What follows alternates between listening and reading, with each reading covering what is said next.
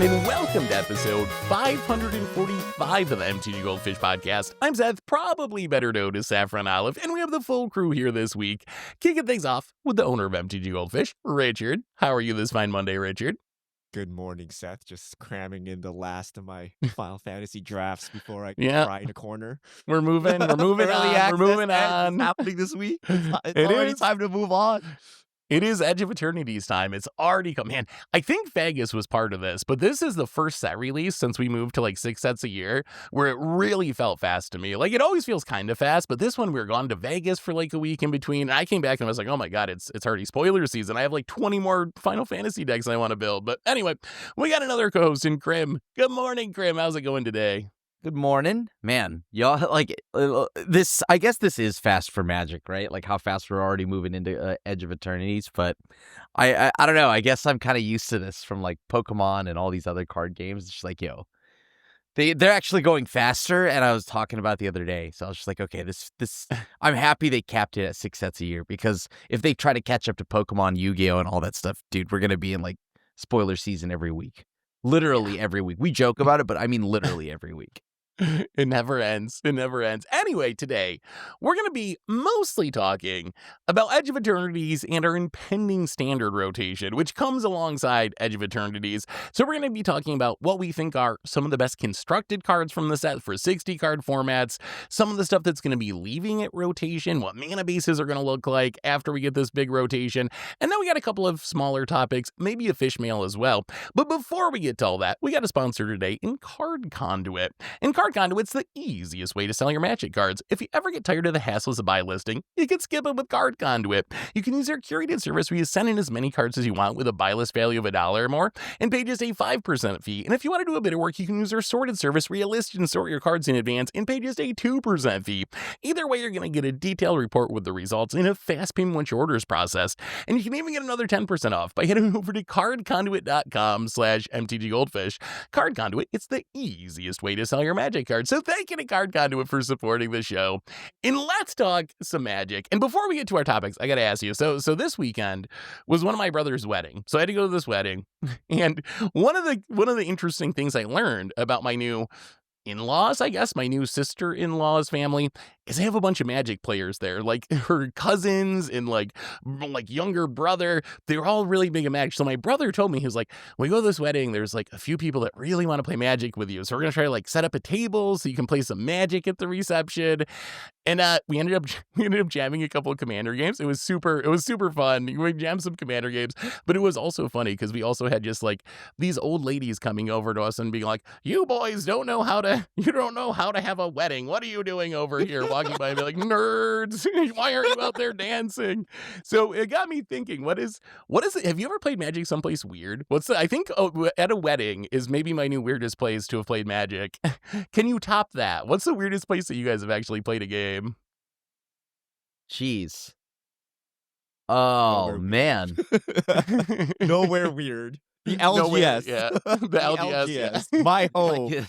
In the current year, I guess like going out and playing paper standard is just like interesting, right? Like, oh, you're brave. But in places, dude, I guess if you count like middle school and whatnot, right? You just play wherever. Yeah. Like wherever you could. Out on the play, yeah. Cafeteria, on the playground. Basketball whatever. court. You're not You're just taking the room. Honestly, yeah, right? Because there was like a right next to the card shop. If the tables were packed as a kid, you just move on over to next door, which I remember was like a yogurt place, but like that was about it. I don't know, nothing too crazy. I mean, I played as an adult in a bar. I remember, in a bar. It was weird. Like I just got into Magic again, and then there was no LGS around or whatever. So you go to like the event finder or whatever, and they're like, yeah, there's an event here, and it's like some guy just like shows up at a bar and he's like, yeah, I'm holding F&M today. There's these 4 people, grab a table and play, right? It's like, like totally like no official venue. So I guess I did that. But that's pretty good. Bars and LGSs are kind of common, like the card game model, the Mox boarding house model, where it's a restaurant plus card shop was kind of common now. So bars not as out there as it used to be, but 20 years ago, not 20, maybe like 15 years ago, 10 years ago, it was kind of weird. Yeah. The other thing I learned at this wedding experience, and this is probably more Commander Clash podcast stuff, but it was very interesting to see this little like play group, and some of the people were like very into Magic and like constantly updating their decks, and you could tell they're like they knew all the Edge of Eternities cards. But then there were other people who like had their Commander deck, and they're like, yeah, I kind of just play when these guys come to town. We used to play, and then everyone moved away, but I kept a couple of decks. And I think there's a lot of people that actually play Commander that way, and it was a good just like reminder of how enfranchised I am and how much I'm constantly Filthy thinking of Magic, casuals. and how that's not. And that's then you not how farewell everyone them, right? actually- yeah. Tell me you farewelled them. maybe a little bit, but anyway, let's get to our topics for today.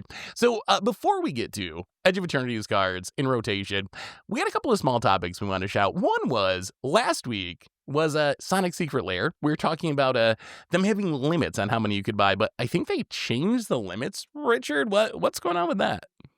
They did not indeed sell out of everything because later on they upped the limit back to 5. So, but I think that's the right approach, right? Like you limit it so that in the initial burst, everyone who wants one gets one, and then when everyone is served, scalpers or whatever, like go nuts, right? Like buy as many as you want. So even though it looked kind of like a meme, I think that's how it should be. Right? Like give everyone like a 24-hour window to try to get in there and get their stuff. And then afterwards, free for all, like whatever happens, happens. And then the crystals, whatever, those gem things from Sonic, those are going for like a hot price over the weekend. Yeah. So Wait, what are kind they of going interesting, for? even though like the supply seemed kind of high and around, like people are going nuts over those, the special cards. So yeah. It's Wait, also how much was it? I saw screenshots of like $600-700. I don't know what it's ended up Ooh, at right now. The Chaos Emeralds, right? Yeah. Very nice. Okay. those were like the secret cards, right? Yeah. Yeah. Is that what those were? Yeah. Okay. Yeah. Looking at the website now, it seems like they almost have sold out of everything. So whatever they did, maybe it worked. I know there were some complaints still of like long waits on release day, but then I also talked to people who were like, I had to wait a while, but I ended up getting one this time, and I didn't get one with like X-Men or whatever. So it seems like whatever they're doing maybe is working for everyone, where people actually got their copies, and they're still almost sold out now. I think there's two of the bundles. All the bundles are sold out, but 2 of the individual layer drops are low stock, but not all the way sold out. So it seems like it's working. The other thing that happened today is kind of interesting. We got an errata for an Edge of Eternities card. So there was a card from Edge of Eternities called Diplomatic Relations, and it's a 3-mana green instant that says target creature gets +1/+0, gains vigilance until end of turn. It deals damage equal to its power to target creature an opponent controls. Well, this morning, they updated that text to say target creature you control gets +1/+0 and gains vigilance until end of turn, deals damage equal to its power to target creature an opponent controls. Do you think this was necessary? So I guess the problem was they accidentally printed green murder almost, where it was just 3 mana. I can make your creature like fight itself essentially, or fight one of your other creatures. Yep. Would that have been too good? Do you think too much of a color pie break? Like, was this errata necessary? I guess is my question for both of you. Should they just rolled with it, or did they need to change it? I think they could have probably rolled with it. I 60 card players. I mean, I don't know. It's obviously I mean, unplayable 60 card because it's 3 mana, right? But Yeah. in limited, it's insane because you don't even need a board, right? Like fight spell. It's not even a fight spell, right? It's a bite spell. Bite spell. But there are formats where you cannot stick a creature, right? Like being a bite is actually a real downside. So the ability to kind of just bite 2 of your opponent's creatures is kind of good. I remember there are cards that actually do this in red, where like 2 opponents' creatures fight each other. Yeah. I want to say they're like Phyrexian 4 or Obliterator 5 mana, shenanigans. something ridiculous. Like they never saw play really, but they were really expensive. So this being 3 mana is like kind of But it's broken green, and so- limited. yeah. Yeah. It's hard, like unusable, like 3 mana removal, like conditional is like not playable, right? But limited. This was a house; they had to errata it. I mean, And I guess but it is green. kind of a color pie break. Like it's kind of Is like it? because green the whole. Well, I think Is it it? is because It green bit itself. gimmick is That seems green to me. but Green- green green just does Look, if they just called it rabid relations, you'd be like, great, right? Green, if you look at green removal, though, if green wants to kill a creature, you have to have a big creature on the battlefield. So I think that would be where it would feel like a color pie break, because this would be I think the only green removal spell that could just actually kill a creature without you having something big. I honestly would have been fine with him keeping it, though. I think it was way more interesting in its original form. That was actually like, oh, that's kind of a cool card. Now it's just a 3-mana. Complaining about black. I know. And then you want to give green a Yes, murder? I know. Don't think about it too hard. Sounds like the problem lies, Seth secretly probably loves green getting everything, right? I have so many Feed the Swarms. I actually secretly love color pie breaks. Anyway, let's move on to Edge of Eternities. So Edge of Eternities officially drops, I believe, next weekend, although pre-release is this coming weekend, although we have early access on Wednesday, so it's basically here. We've talked a lot about spoilers and stuff over the last couple weeks, but today we want to talk a bit about cards that actually might have an impact on 60 card formats. So we put together a bit of a list, probably way too long. I don't know if we're going to get through everything, but let's talk about some cards that might actually be good and constructed. Richard, do you want to guide us through some of these cards, or do you want me to do it? Oh God, no! You do it, Seth. There's 18 cards. Okay, there's too many cards. We'll try to keep it. We'll try to keep it moving. So cards that are actually good and constructed. Let's start with what I think is an easy one that we're all going to agree on, which is the new Planeswalker from the set. One of the earliest spoilers from the set, Tezzeret Cruel Captain. So 3 mana, 4 loyalty. When an artifact enters under your control, you put a loyalty counter on it. You can 0 it to untap target artifact or creature. If it's an artifact creature, you put a +1/+1 counter on it. -3, tutor for an artifact card, mana value 1 or less. Reveal it, put it in your hand, then shuffle. -7, you get an emblem. Beginning of combat on your turn, put 3 +1/+1 counters on an artifact you control. If it's not a creature, it becomes a 0/0 robot artifact creature. So this is a card that I think is almost assuredly going to be really good in older formats, where you have combos you can set up with, Time Vault and so forth, some Vault Key shenanigans. So I think like Legacy, Vintage. I'm curious what you guys think of Standard, though, Krim. We do have artifact decks, right? We have the Synthesizer decks. Is this card Standard playable, or is this just kind of bait for Eternal formats, you think? I think that I don't know how many cheap artifacts these artifact decks are actually jamming, right? So Not you gotta that many, be, yeah. Then yeah, I believe it or not, I think it is very good. I don't know if right now this is when it takes over, but just like already before, or like we were already seeing a lot of blue-white artifacts kind of just take over the ladder right now, right? Mm-hmm. So I think in time, I think Tezzeret will be busted. But with Edge's release, I don't think it's quite there yet. I think it's nice that you can get it off United Battlefront, though. I do like that. It is a 3-mana Planeswalker. It's kind of funny, Richard. I remember, when we first started doing the podcast, whenever we saw a 3-mana Planeswalker, we would just assume that it would be very playable just because it was 3 mana. Are we no longer in that era where just being 3 mana is enough to make any Planeswalker very good? No, we've had plenty of Garbo Planeswalkers, but I do think you can apply the Tezzeret rule, which basically applies to every Tezzeret they put in Standard. It reads insanely broken, and if it fits in a deck, it is insanely broken, but it may also go nowhere and see 0 play. So if this shows up in a deck, you will be quivering. But it's possible that there is no shell for this, right? Because you really want to play cheap, impactful, 1 mana artifacts that are not creatures, and then maybe this does something. And maybe that helps you with your synthesizer plan, but I don't know. This may not actually do anything. And that's pretty much every Tezzeret, right? In artifact decks, insane. But there is no artifact deck, so it doesn't matter. So we'll see how it actually shakes up. And in some ways, I think this is even worse than some of the other Tezzerets because, some of the Tezzerets, Tezzeret Agent of Bolus is the one that comes to mind most. It's going to be busted in, any artifact deck, right? It's just a very, very strong card with artifacts. I think Tezzeret Cruel Captain, not only do you have to be an artifact deck, I think you really need that -3 to do something. You need good 1 or 0 mana artifacts to tutor up. That's why I'm not sure if the Synthesizer decks will even want it. I just, like Krim said, I don't know if there's actually enough good cheap artifacts to tutor up. And if you can't tutor with it, the rest of the abilities are kind of medium, I think. If you can't use the -3. And tutoring kind of is bad unless it's a game-winning combo, right? Because you're paying 3 mana to tutor a 1 mana artifact and then you lose your Planeswalker. I think you want to play this in might change Ultimate right away. somehow. But even then, the ultimate seems kind of underwhelming. Like, it's Yeah, incremental advantage. It's not winning you the game on the spot. And, if the game it's only drags on 3 long enough, you threes. will win. But, like, you did a lot of work to get this to happen. So, actually, I don't know. If you had to make me choose, I would say this is unplayable.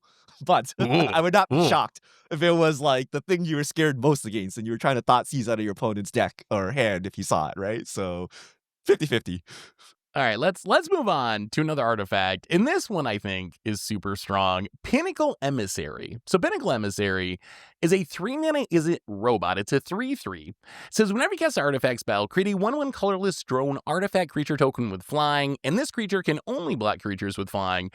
And then you can warp it for a hybrid Izzet mana. So this card to me reminds me of Sinester Thopterus, the 3-drop that when you cast an artifact, you get a 1/1 flyer. The thing that makes me really hyped about this card, though, is its warp cost to me seems insane. And this is another card that I think is mostly insane in, like, Modern. Modern's a format we have a lot of decks that are playing Mox Opals, Mox Ambers, Mishra Baubles. There's a lot of just, like, spew all these cheap artifacts. It seems very realistic to me in a format like Modern. You can warp this on turn 1, followed up with 2 or 3 free artifacts, and all of a sudden on turn 1, you have like a board of these flyers that can beat down, and then you can always play this later in the game too. So what do you guys think of Pinnacle Emissaries? This card is busted as I think. Does the tokens not being able to block, how big of a deal is that? Like, is only blocking flyers a deal breaker? Because I know Sai sometimes plays defense really well, right? You make these 1/1 Thopters, they can chump block. You can't really do that as well with Pinnacle Emissary. What do you guys think of this one? Okay. So this is a card where I would think about maybe adding red, right, to what is already blue-white, so then go Jeskai artifacts. Ooh, yeah. It does trigger Synthesizer for 1 mana with Warp, and then again for 3 mana in the future, yeah. Another card that just triggers real nice with Synthesizer, but, like, then now you start loading up with a bunch of 3s in your deck. On top of that, United Battlefront doesn't get this. So I don't know where this stands. If there is a deck, I don't think it's the blue-white shell that we see now. I think this would have to be an entirely new blue-red deck, maybe with some of the artifacts from Murders at Karloff Manor. Like that, whatever blue-red vehicle mythic. But Yep. I think right now this is just okay. This is not, like, this isn't anything that I would fully build around for. This is a card where, like, hey, if it fits in the deck, I'd probably play it. Where are you at on Pinnacle, Richard? I thought it flew, but It does doesn't. not. It makes The flyers. tokens fly. That's probably unplayable in Standard. Like, it seems kind of impressive. Like, what is it really? When you warp, like, you probably get, like, 1 flyer that can't block or something, right? Like, what are you really doing on the early turns when you warp this, right? So, like, if it actually just did that, was it really that good, right? And I feel a strength of Sai is in the mid game, you put it down, and then you, like, slap down, like, 4 blockers, which allows you to, like, not die, and then continue using the effect. This one, I feel you need to untap and overrun and win the game, right? Like, like, you're not really generating a long-term advantage. 3 mana 3/3 is not that hardy. It's, like, okay, but it doesn't fly. If it flew itself, it would be a real threat. But I feel like you play this 3 mana, you want to play it on 4 mana because you want to play an artifact to get value, otherwise it just dies to Doomblade. It's like, But warp. it's Warp. kinda meh. You can But warp the warp it. is so bad, Seth. If you're like, on turn 2, I warp 1, and then I play a 1 mana artifact, I get a 1/1 that can't block. Like, is that what you Yeah, really it- wanted to do on turn 2, right? Like, you technically Yeah. drew a card, but the card was a 1/1 flyer that can't block. It is like, yeah, I think it is worse in Standard. I am intrigued by it in Synthesizer decks in Standard, and it is worth mentioning we do have some Affinity stuff in Standard, but once you get back to, like, older formats, I think the 0-mana artifacts and the prevalence of Affinity makes this a lot more appealing to me in a format like Modern. But all right, let's keep moving forward. I got one that I think Krim is actually gonna like. In this card, I haven't seen a lot of people talking about this one, and I actually saw a lot of people straight up trashing this card when it was spoiled, but I think it's legit one of the best cards in the set if you can cast it, which is Arch Enemy's Charm. So this is a triple black instant. It says choose one. Exile target creature or planeswalker. Return 1 or 2 target creature and or planeswalker cards from your graveyard to your hand, or put 2+1/+1 counters on target creature you control. It gains lifelink until end of turn. I feel like this is a card that is way better than people think. The way I evaluate charms is there's really two aspects to it. One is, what is the baseline mode of this card, and is it worth paying for that mode? And for this card, I would say the baseline mode is 3 mana exile a creature or planeswalker, which is actually a fine rate for exiling a creature or planeswalker. That's already like kind of the going rate. And then the other question is, what about the other modes? How much mana are they actually worth? And I think returning 1 or 2 creatures or planeswalkers from your graveyard to your hand is probably like a 2 mana effect at least. Same with putting 2 counters on something in lifelink. It's a 2 to 3 mana effect. Every aspect of this card to me seems really, really good. Whether you're ahead, it's good. You can force through damage to close out the game. If you're behind, it can catch you up by exiling something. But what do you think of this card, Richard and Krim? I think this card is very good. This card, Mono Black already exists and is already playing like kind of like some cards that are a little bit less like playable than this. So this is already a direct upgrade, I think. And then on top of that, when you lose, you have to factor in that we are going to lose cards like Go for the Throat. I mean, and the exile has proven to be very relevant, right? Like in the current year, exile is primo, and I would pay the additional mana over Go for the Throat just to get the exile. If you wanna even another comparison, another card Black is losing. They lose like all their best removal at this rotation. Cut Down goes, Go for the Throat goes, Anoint with Affliction goes, Gix's Command goes. And this almost reminds me of 3 mana Gix's Command. Like, it doesn't do the same with the removal mode, but the like removal plus the double raised dead effect is 2 of the modes on Gix's Command. And even the lifelink and pump is one of the lesser used mode on Gix's Command. So to me, this almost reads like an upgrade on Gix's Command. It worse for those black decks. Richard does not seem hyped. Shocklands do we get? Like, we have Esper. If mono black is a thing, this card is insane, right? Like, if you can cast it for 3 mana, this card is amazing. If you cast it for 4 or 5 or have like some jank mana base where you never cast this, i.e. a 2-color deck, I don't know if it's worth it.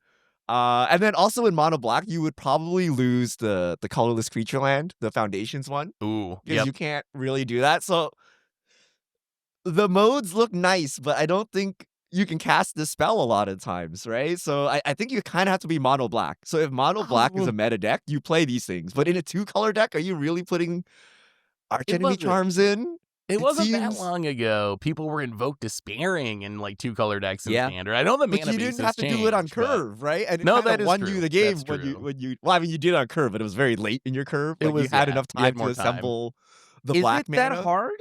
I mean, all you have to do. I don't know. How easy is it to assemble triple black on turn 3? Starting Town 2-color deck. Oh, Starting Town. Helps, Starting Town exists. We have fast like lands. all the shocks. The fast lands leave, right? Some of actually, yes, maybe this is the perfect segue to talk about mana bases because it's gonna be relevant. So one of the things I want to mention about rotation was the mana bases. There are 2 colors that have no fast land or shock land, which is Rakdos and Selesnya. And then there's 2 colors that have a fast land and a shock land, which is Boros and Simic. All the other combinations either have a shock land or a fast land. So Dimir has Watery Grave, but it has no fast land after rotation.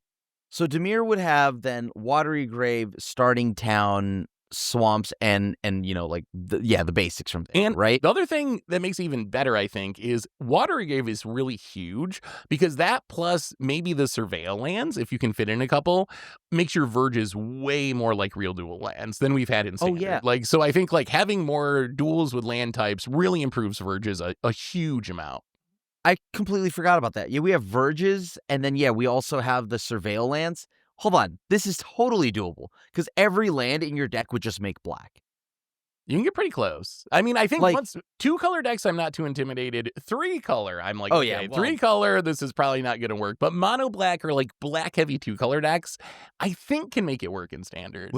Is it scuffed? Because I remember so many games of Steel Cutter, I couldn't double spell it because my mana didn't line up. I either needed double blue or double red, and the other color, and I couldn't double spell because mana was scuffed.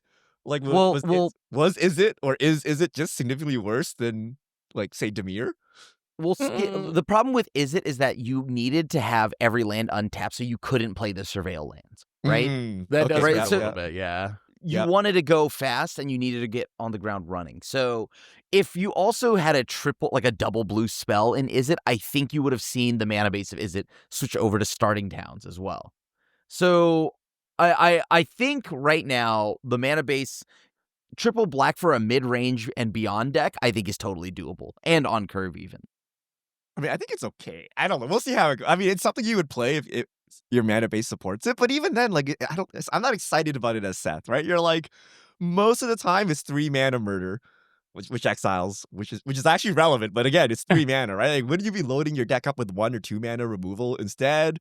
Like, gains lifelink, I get. Like, it's so conditional and it's hard to cast. So maybe you play 1 or 2 to try to get value out of where, but I'm not convinced. All right. It could be great, but it could also be so bad. Triple black is a real cost on curve because if you cannot cast it on curve, it's really bad, right? Like your value modes do nothing without a board or without setup.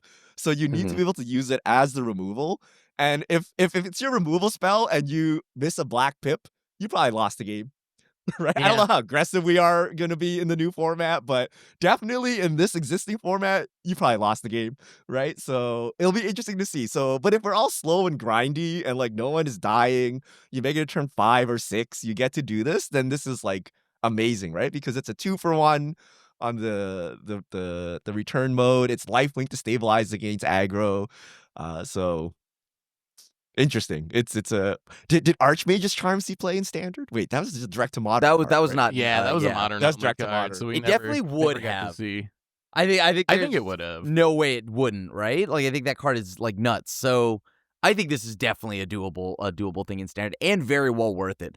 And mono black will be a thing because what does it lose outside of the removal spells, right? It would trade with this, and you're gonna loses a color, right? Like you get the benefit of playing blue or green or whatever, right? I mean, it adds a color. It sounds like, right, for mono black, because you get to add blue to it. So you go blue-black demon, potentially, because you remember, we are playing blue-black demon as is, with Doomsday Excruciator. Yeah. I mean, there are mono black decks. I think there's homes for it at least, but the mana cost is the biggest downside. All right, let's go to a card that I know Richard likes. We already talked about this one on a previous podcast, so we won't go super long, but Nova Helkite. The 5 mana 4/5 flying dragon, it's a red card. It is flying and haste. When it enters, it deals 1 damage to target creature an opponent controls, and you can warp it for 3. So essentially a 3 mana 4/5 hasty flyer that you have for 1 turn, and then you play later as a 5 mana 4/5 hasty flyer. I think this card obviously reads really strong. My only worry is, where does it fit in the current crop of red decks? Like, we got a lot of prowess decks that are slinging spells. We got Screaming Nemesis. Does it, like, just where does it find room in those decks? So I think this card's really good. I'm just not sure exactly where you play it, but what do you guys think about this card? It makes its own archetype. Red deck wins. I mean, it's so good. This innovative new archetype. Like you just good. like maybe you shy away from slick shot. Like, okay, let's say mono red is like crazy, okay, and then everyone's like high noon in the sideboard, then you're like, bam, Nova Helkite, right? I don't know, but I feel this is so much damage on a single. Like, this is a mull to 4. I won the game story, right? Because it was 3 lands and 2 Nova Helkites and a bolt or something, and you won the game, right? Like, it's so much damage and so card efficient. I feel it will eventually see play. If not immediately, like, you'll eventually find a way to make this work. Maybe it's just played alongside Screaming Nemesis. Maybe you play both of them. Like, it just have all these really busted hasty. I mean, that's okay, but it's really the slick shot show off like thing, right? Where you want non-creatures, like that is at odds with this card, right? Whereas Screaming Nemesis, like fear of missing out, like that kind of stuff is like fine, right? Even mice is fine. Kind of. I do not know if this is a card you want to play in red, actually. Like, as in mono red. Just because I really like the card, but I don't know if this is a mono red card, because mono red doesn't want to clunk up the deck with a bunch of now 3-drops. Right? Because, like, and then Screaming Nemesis is just too good. Now, maybe there's a world where after post-rotation that, like, Screaming Nemesis is a sideboard card. And if that's the case, then this card is the slot, in the one to put in the 3 slot, right? But do you see Screaming Nemesis becoming a sideboard card? Because I don't imagine red deck wins wanting to go up to like 8 3-drops. We just go slower. Yeah, Maybe it's a big red. Yeah, maybe there's like so. I think if you're like this super efficient red decks, maybe that's just too many 3-drops for the deck. But I think we could have like a bigger red deck. That seems possible. I mean, I maybe big red could be a thing, but like, what about like Boros mid or something like that, right? Yeah, no, that can't could play dragons. 3-drops. It's big red. God, 2025. With I all the bannings, surely we can play cards above 3 mana value now, right? Like, it's if you're playing a 4 mana spell, you're not a ramp deck. You're just like a normal deck, right? Surely we return to that, right? Like, you could play 8 3-drops. Like, I mean, just be like an aggressive red deck. Is not big red per se, but it's not like turn 3 all in aggro combo, right? Like, you can just go a bit slower. But like, doesn't it feel a little too clunky, right? Like, at I this think point, it would don't in you current standard, but we've moved on from that, right? yes. Well, I mean, more so like for any low to the ground strategy. This would be a mid range and forward, right? Like Rakdos mid, a Boros mid, or something like that. Like these are the decks where I'd play that. I mean, I think it's got to be good, right? It's got to, like, one thing we've learned from adventures and all those mechanics is cards that are actually 2 cards tend to, like, punch up and be very good and constructed. Think of, like, Bone Crusher Giant or something, where just having one card that, like, it's a 2-mana shock, which is not a playable effect at all. And it's like a Pioneer and even, at one point, Modern staple, just because it, like, fills out your curve so nicely. So I think, yes, you do need to be a deck that can realistically eventually cast a 5-drop dragon. So if you're, like, a mouse level, like, 20-land mono red deck, maybe you're just like, this is just too much mana, too clunky for me. But I feel like the archetype of the card has to be good, because so many similar cards have been good in the past. Bolt Wave is still here, right? Yeah, maybe you have it's a Bolt burn Wave. card. You have we got Skewer the Boros Critics Charm. thing. Yeah, right. You have Boros Charm. You have this. Like, you just play burn and you just win with like 3 cards, right? Like that actually seems pretty good. Maybe Burns coming back. All right, let's keep moving on. I gotta ask you guys. Don't forget. Wait, is Ball Lightning? Ball Lightning is like literally in standard. It's in Foundation. So okay, I gotta ask you about this card, because personally, this is a card when I first saw it, I was like, ooh, this card's gonna be really good. And then the more I thought about it, now I'm kind of off the train a little bit, but it still has very good stats for its mana, which is Light Squall Inquisitor. So a 1-mana 2/1. Savannah Lions, that you might say. Angel Wizard. It has Vigilance, and it says whenever this creature enters, each opponent exiles a card from their hand. They may play that card for as long as it remains exiled. Each spell cast this way costs 1 more to cast. Each land played this way enters tapped. So obviously, Savannah Lions goes back to the earliest days of Magic. 1-mana 2/1's pretty good. This one even gets Vigilance. It has 2 maybe relevant creature types, an Angel and Wizard. The part that I'm skeptical of is that the ability is actually that powerful. When I first read it, I was like, oh, this is like 1-mana elite spellbinder. It's going to be so good. And then the more I thought about it, my opponent chooses a card to exile. If I play this on turn 1, can't they just like exile a land that they don't mind playing tapped in a couple turns, or exile their, finisher and be like, okay, I'll pay 1 extra mana for my 6-drop, 5 turns from now. I don't really care.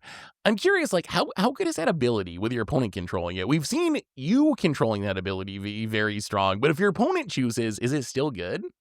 Okay, Seth, check that. If I had another microphone, I'd put it right here, okay? Okay. Do you remember Orzhov Blink?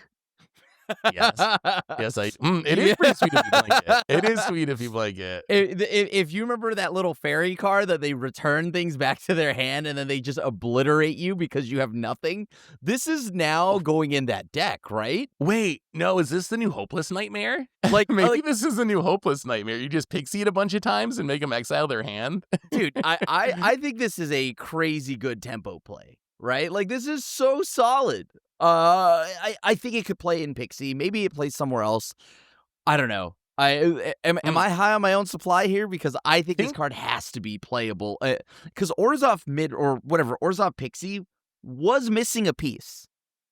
Thinking of it as a Hopeless Nightmare makes me like it more. That is actually maybe the best use that I've thought of for this, or that you've thought of for this card yet, but the best use I've heard for this card. The other place that it could be good is we still have Giada in standard. Like, yeah, I don't want to say Angels are going to be good, because they probably won't, but we do have pieces to build an Angel deck, and this being a 1-mana Angel could be relevant with stuff like Giada if it ever did take off. But what do you think on this one, Richard? It's gotta be unplayable. Like, okay, the blink What? makes it so okay, ignore blink. So without blink, I think this is unplayable because Savannah Lion is not what it used to be. I don't know that you even want Savannah Lions because the worst case scenario for you is you light Squall Inquisitor on turn 1 and they're like, exile my surveil land, untap, play my surveil land, and then you have a 2-1 vigilance, got right? me. Like, were you happy about that exchange? Now, if you repeatedly blink this, you can't stack up the tax on a card, right? So like eventually your opponent's like empty-handed or something and Sure. like it's doing nothing. Unlike Hopeless Nightmare, which actually empties their hand and like kills them.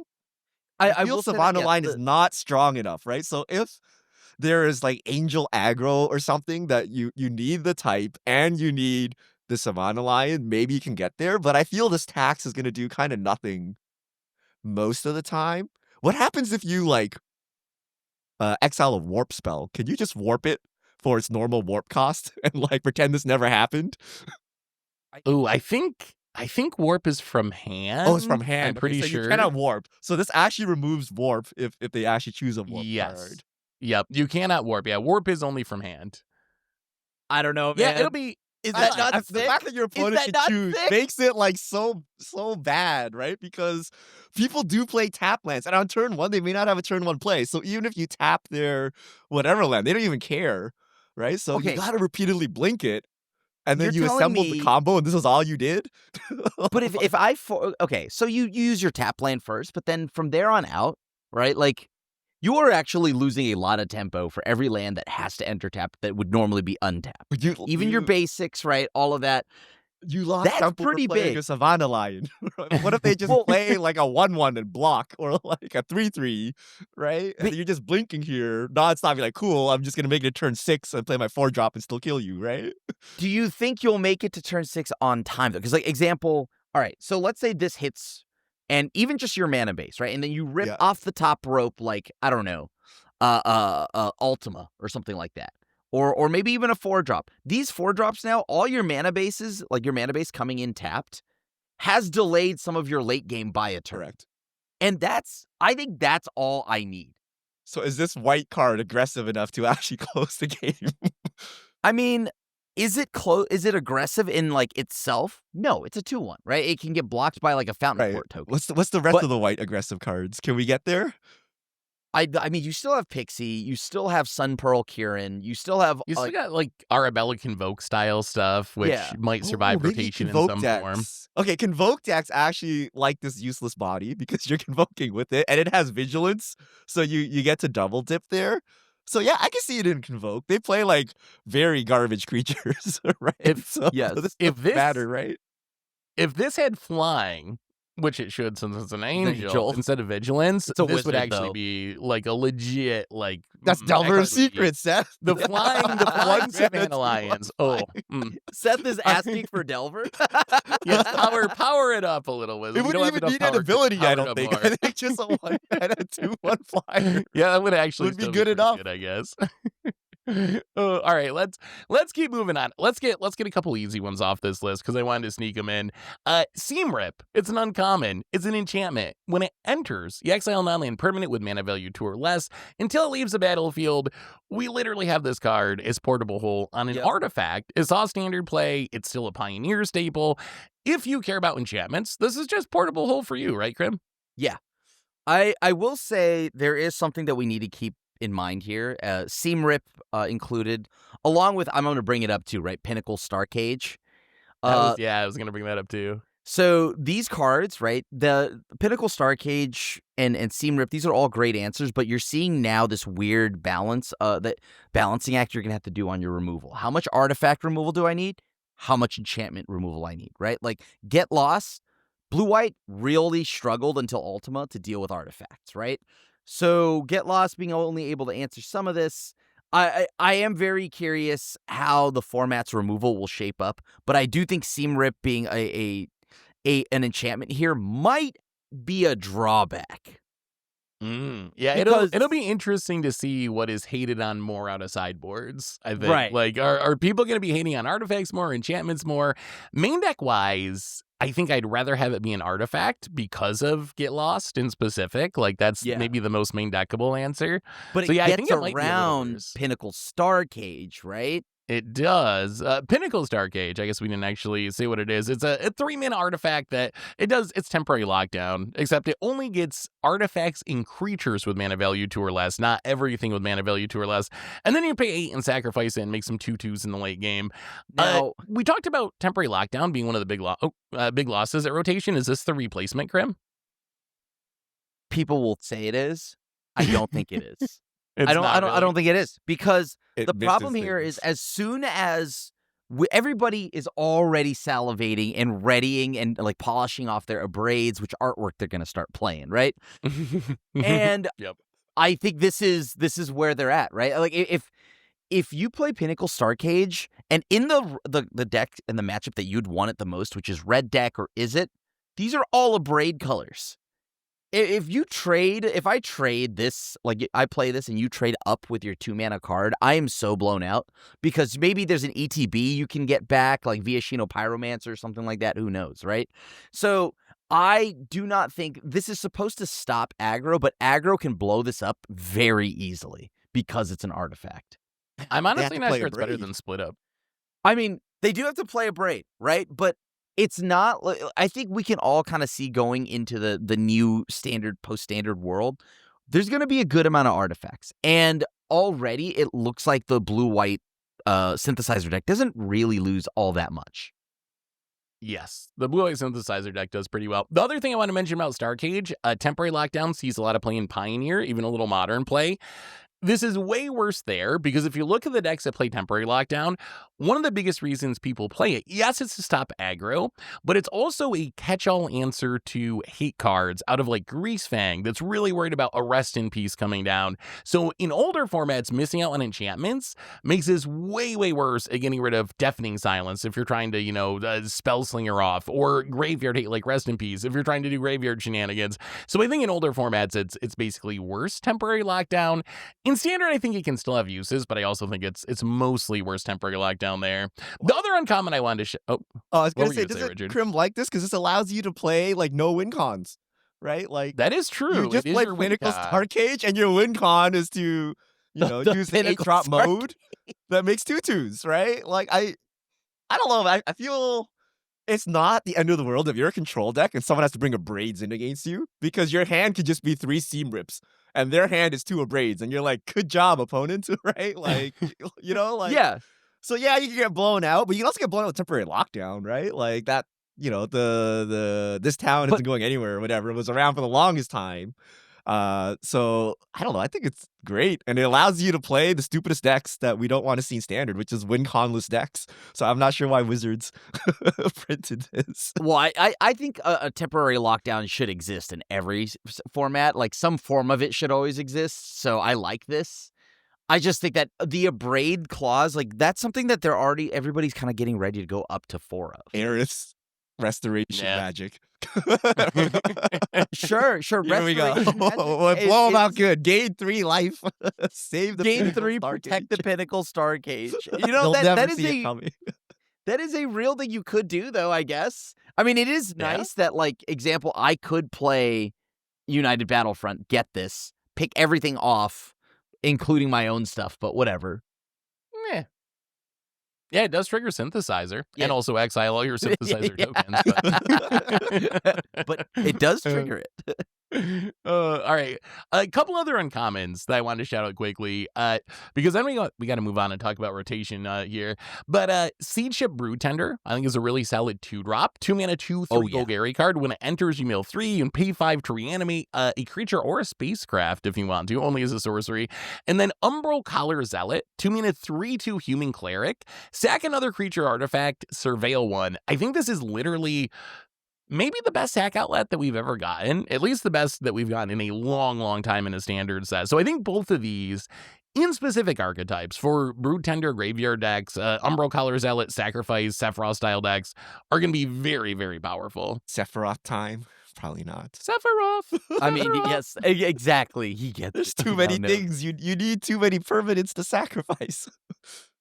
It's the fact that it surveils when you sack is so huge, because I remember playing these like Raise the Past style decks with Rally the Ancestors in Modern, Yep. and you'd use Viscera Seer to like sack your entire board in Scry to find Rally the Ancestors, so then you could reanimate everything and win.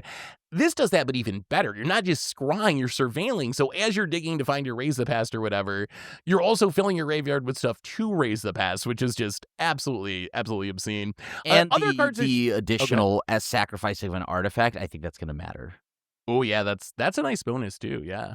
Other cards that were on the list, and then if any of these stand out, feel free to talk about them a bit. But then we're gonna move on to rotation stuff. Other things that I had though, Biotech Specialists. The 2-mana 1/3 that when it enters, you make a lander. When you sack an artifact, it deals 2. Cosmigoyf, maybe in the right shell, can get really big. Servandium, Sunstar Exemplar, a 2-mana 2/2 Orzhov Legend with Vigilance and Menace. When another creature you control dies or goes to exile, you get a +1/+1 counter, it gains a life. When it dies or goes to exile, if it's power 4 or greater, you can blow up a non-land permanent. Halia, the white warp creature, a 3-mana 3/3 that you can warp for 1. That's like And one it says whole when it package or another there. creature artifact you control enters, you gain a life. Being your end step, you draw a card if you gain 3 or more life. And then Ice Till Explorer, which is the 4-mana 2/4. You can play an additional land on each of your turns. You can play lands from your graveyard, and you mill yourself when you landfall. Could be good in some of the Tifo landfall decks that have gotten really popular lately. Any thoughts on any of those cards? Wait, you Like 'em, skipped the hate card 'em? I wanted to talk about. Wait, what did I miss? What one did I miss? Exalted Sunborn. The 5-mana Exalted 4/5 Sunborn. flying lifelink. It's basically if you create a token, double them, and then you can warp it for 2. Yeah. I think Wait, do you this think that card's is good or bad? amazing. Like It's good, right? It's like a 5-mana 4/5 flying lifelink, which will stabilize you when you actually get there. And then before then, you can like warp it and play a carrot cake or some garbage, right? Like Yeah, double mono food, white. like double blockers or whatever. Like you can get value along the way, and then stabilize the game and just win the game. And then once you stabilize because you have lifelink, you can then just take over the game because you have the token doubler. So I actually really like this as opposed to the Thopter making warp card. I think it's the best version of the token doubler that we've token doubling creature at least that we've seen so far, and I don't think it's even especially close. Like we had Mondrak this standard, and it didn't really do much, but this is so much better than Mondrak. This and Elspeth are really good. Like these two cards Cool. are doing some work, right? Win more. I think But- one of them. If you untap with one of them, you win the game. If you untap with both of them, you've definitely won the game. But your deck is looking so good now, right? Because you have 8 potential token doublers. Like, Yep. dude, and this one can be a cheapy version of Elspeth. So to then lure out the removal so you can play the actual Elspeth. I'm so here for this card. This card is like awesome. And it's got all the typings that matter for the caretaker's talents ready. We're ready. But something that I think not to be overlooked is Servandim that you had mentioned there, Seth. I think that card is also really good, right? This blows up any permanent. It does blow up any permanent. You do have to grow it a little bit first, which doesn't seem too hard. But yeah, then it can blow up any non-land permanent. Also interesting that because of Warp, they formatted all these cards so they work when they leave the battlefield rather than just dying. So you can actually trigger it even if it goes to exile, which opens up like blink shenanigans that you wouldn't normally be able to do with a card like this. It also seems to fit really well with Ketramos. I can already just see the curve of like this into Ketramos. I kind of want to go into Abzan and play Cosmigoyf there too. I don't know if it'll actually be worth it, but I think there's some sort of like Orzhov, Abzan, like exile-y Ketramos deck with all those cards in it probably. I mean, We'll see if you how go good it is, but- Abzan, you get to play Rest in Peace, which is like really good right now, right? Like it is absurdly good right now. Dude, Yeah, it that has sounds- vigilance. Why? Why does it have to have vigilance? I think it's nighttime, baby. Servandum into Dion. Yeah. All your knights okay. fly. They're big. Maybe put the sack outlet in there, and then you can just like sack things around for fun and destroy things. It's kind of fun.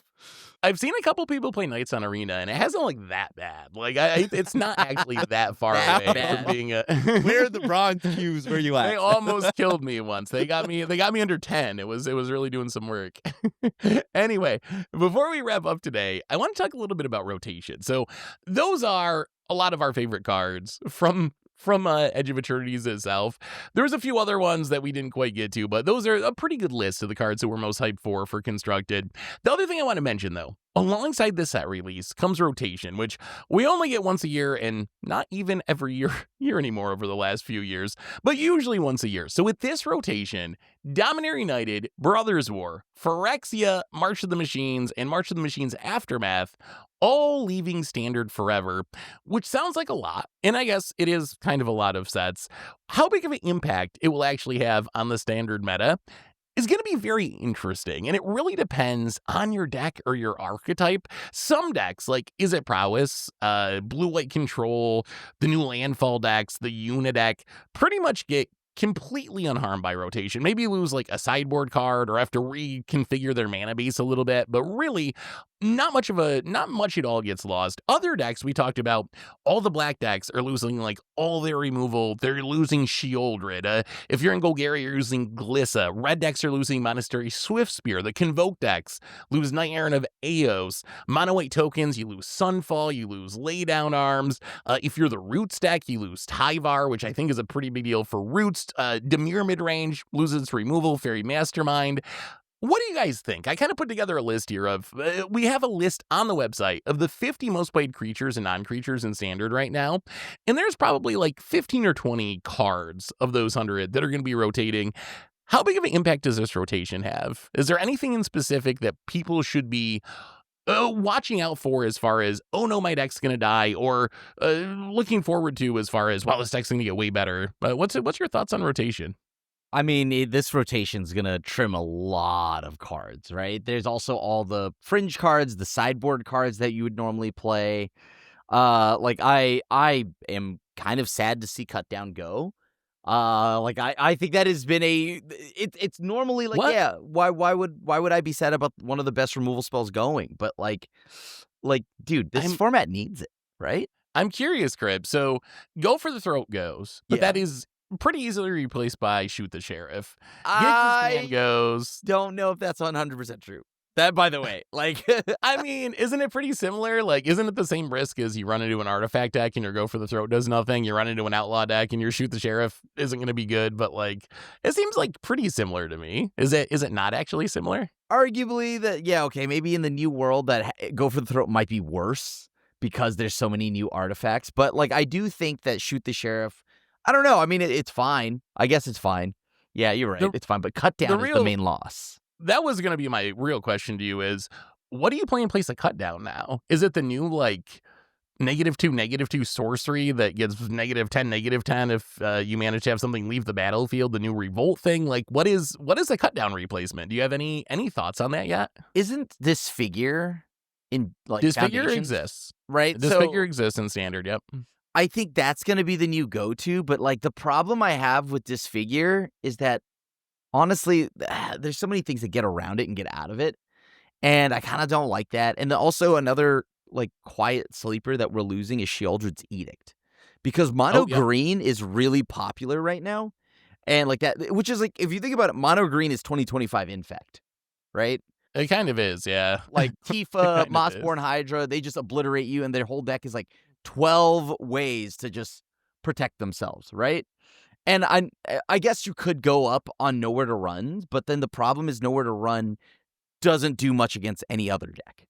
So at least Shieldred's Edict has work there. It can answer Kaido.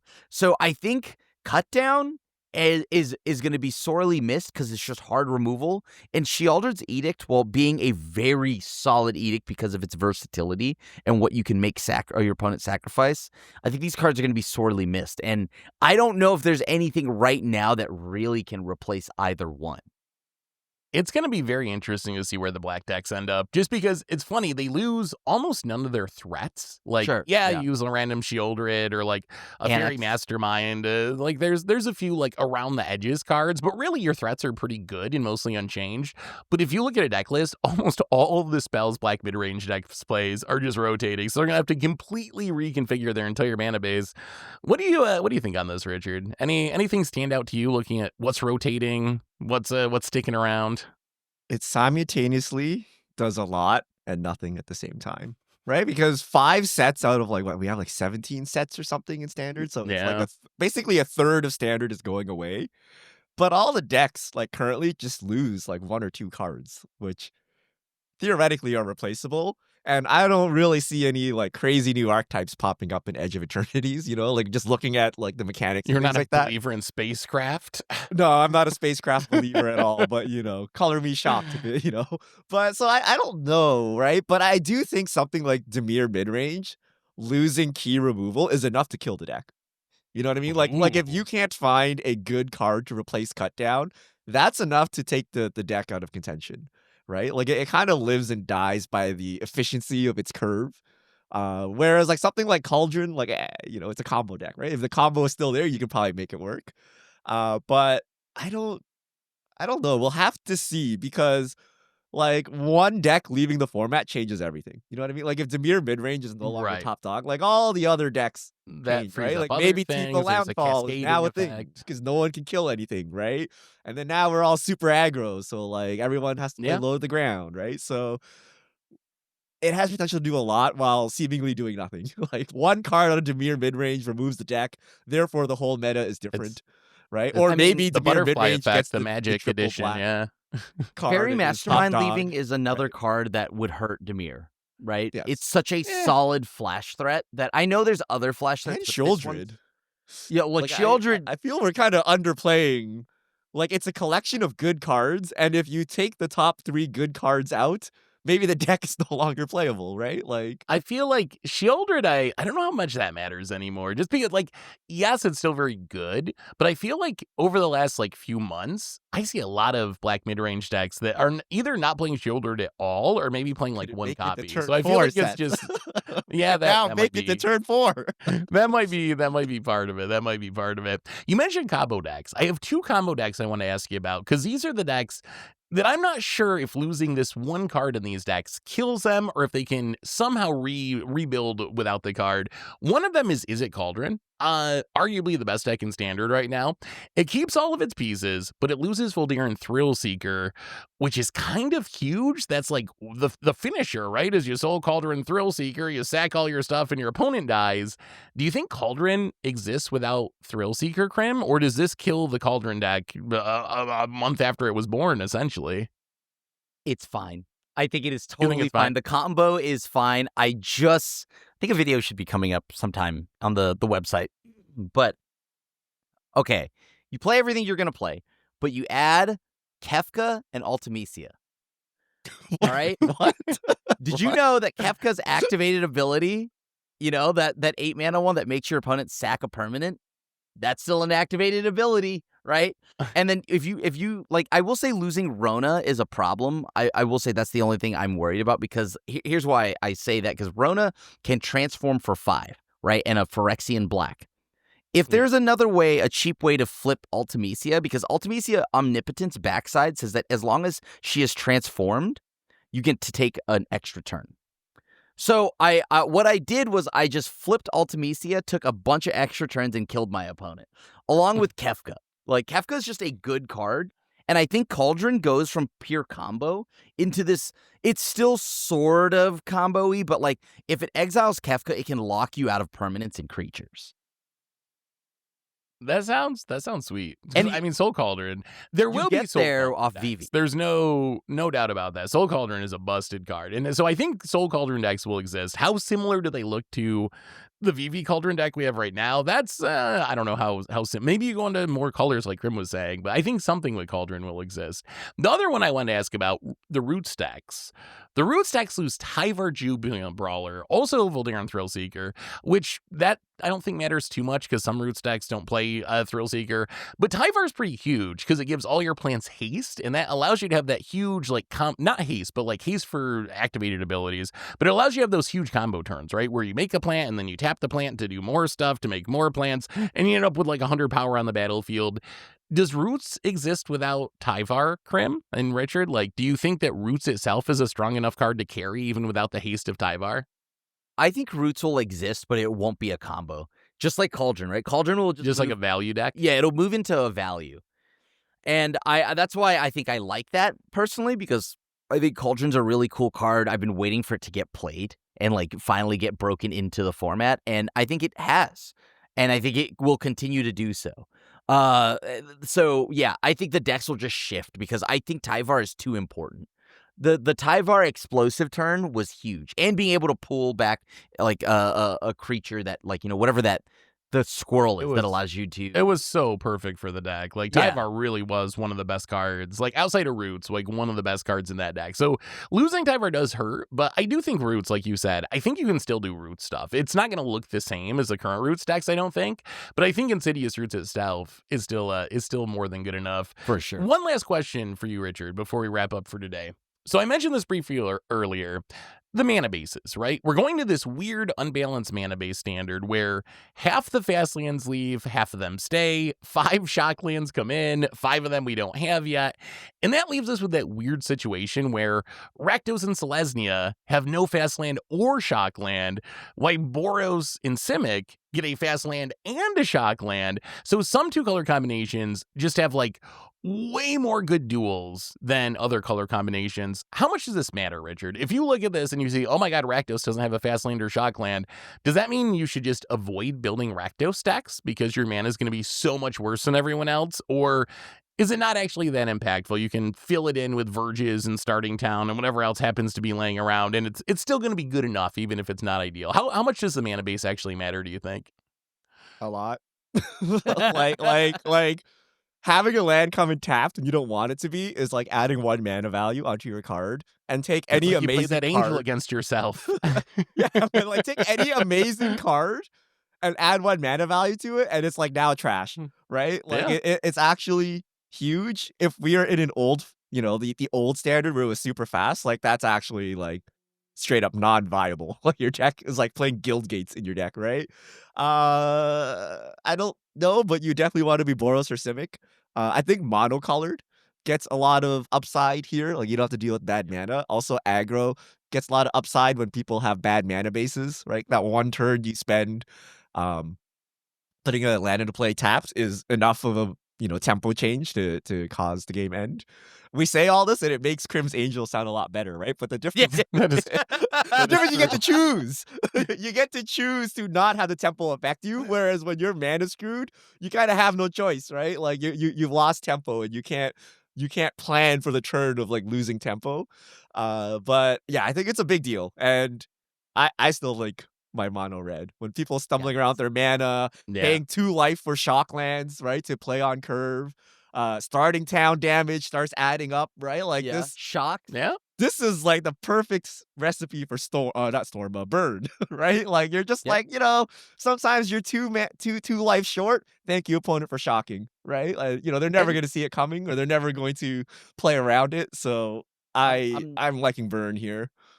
I'm just saying this might be one of the most this is going to sound weird because it's not something that every person will think about, but this mana base going into this new standard is going to be one of the best and most skill checking mana bases, right? Because you're going to deal so much damage to yourself randomly. Whenever shocks get added back into the format, when we have a new influx of players, I am very curious to see how many they'll learn, right? Every wave of new players gets the learning experience of shock lands. And I think that's always a fun one, right? Also, I'm just saying, y'all, don't sleep on the angel. Aven Interrupter, dude. High Noon. Yo, D&T is alive, dude. Oh, the only last thing I want to mention on the lands is I think that Verges, I mentioned this a little earlier, but they get so much better. So I think that slow decks actually benefit from this rotation as well. We talked about at rotation, the age-old wisdom is right away. Aggro is going to do really well because everyone's playing their clunky mana bases. And I think that is going to be true. Like the first week after rotation, mono red index like that should do really, really well. But long term, I'm really excited about the possibility of some of the slower pilier decks with shock lands, surveil lands. Because if you're a slower deck, you can get away with playing surveil lands. lands. But if you can get away with playing surveil lands and you have a shock land, all of a sudden your Verges go from being pretty bad to pretty busted. And I think we're going to see a lot more Verge mana bases than we saw in this current standard, just because of the shock lands really upping their power. So it's going to be interesting to see how it shakes out. But anyway, that is rotation. That is Edge of Eternities. And that is all the time we have for today's podcast. No fish mail this week, but that is partly on all you for not sending in fish mail. Richard, how do people send in fish mail for our next episode? All right, hit us up at MTGGoldfish with the hashtag MTGFishmail, and we'll get to your questions on air. And I believe that brings us to the end of episode 445 of the MTG Goldfish podcast. So Richard Grimm, thanks for hanging out. Thanks to everyone for listening. Thanks to Card Conduit for supporting the show. And we'll be back next week to talk about early access and whatever else goes on in the world of Magic. So until then, have a spectacular week, everyone. And this is the crew signing out.